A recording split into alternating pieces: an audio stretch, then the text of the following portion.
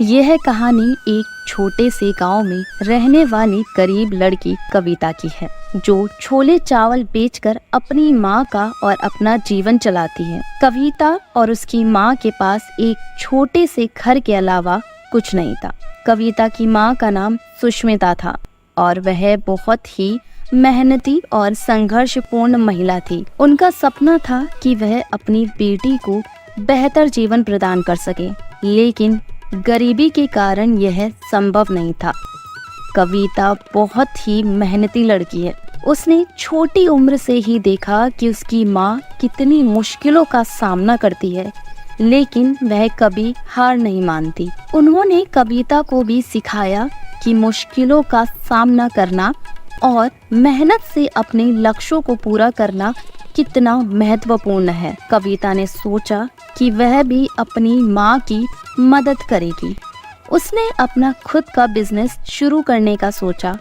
उसने एक छोटे से ठेले पर पानी पूरी बेचने का काम शुरू किया। वह हर रोज गांव की सड़क पर खड़ी हो जाती है और आगे बढ़ते ही वह अपनी मदद करने वालों के साथ पानी पूरी बेचने लगती है। कविता की मेहनत और संघर्ष ने उसे सफलता दिलाई।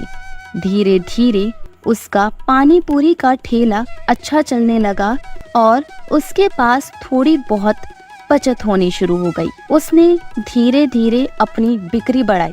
लोग उसकी स्वादिष्ट पानी पूरी के दीवाने हो गए और उसकी आमदनी में वृद्धि होने लगी। कविता ने न केवल अपनी माँ की मदद की, बल्कि उसने अपने साथ गरीबों की भी मदद की।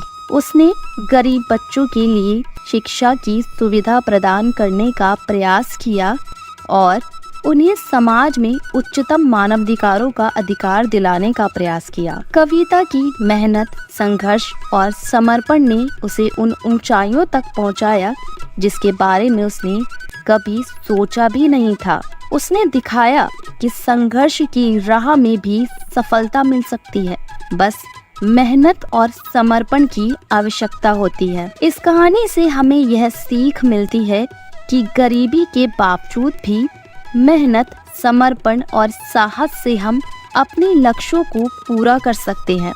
कविता ने अपने छोटे से काम से न केवल अपने जीवन को सुखमय बनाया, बल्कि दूसरों के जीवन में भी सकारात्मक परिवर्तन लाने में सहायता की।